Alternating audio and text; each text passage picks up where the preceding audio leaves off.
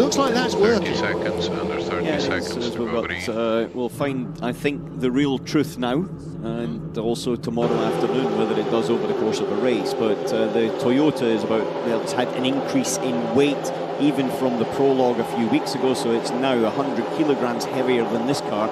And if you think that 10 kilograms is normally about 2.5 tenths of a second, then it definitely brings it back closer.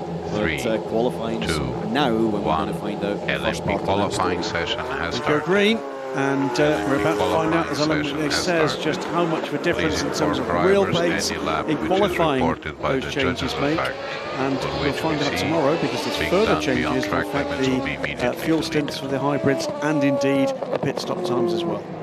Eduardo Freitas, the race director, reminding the drivers to stay on the grey stuff. Any laps that exceed track limits at turn 9, COPS as it's otherwise known, and turn 18, the exit of the chapel of Abbey onto the Grand Prix start-finish straight, they will be deleted, whether it's a warm-up lap, a cooling down lap, an in-lap, an out-lap, or the fastest lap. And as ever, both drivers, or two drivers, laps must count. So we target one flying, but we have the fuel for one flying, cool down one flying if needed. Okay, copy. So there was the message to Mike Conway. If you don't get a good one, you can bring the tyres back and try again.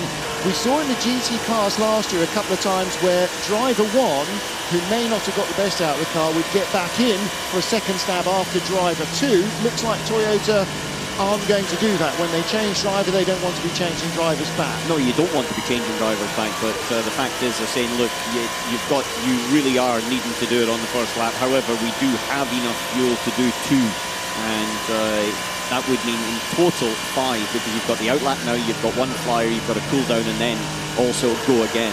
LMP2 car in his mirror, getting closer under braking and then stretching away as he accelerates. This is going to be a big fan favourite, this camera view for Inside Totas, with that mirror image behind the car, where you be able to see real time the performance between the two cars. Bye-bye.